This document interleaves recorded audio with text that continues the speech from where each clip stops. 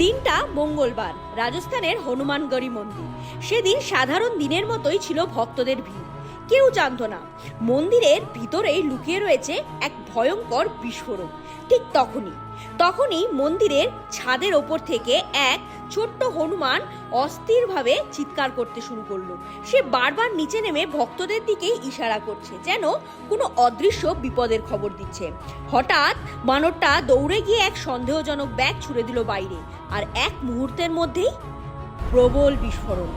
যে জায়গায় কয়েক সেকেন্ড আগেও শত শত মানুষ দাঁড়িয়েছিলেন, এখন সেখানে ধোঁয়ার মেঘ। ভাবুন একবার, যদি সেই বানরটা না থাকতো তাহলে কি হতো এতগুলো প্রাণের।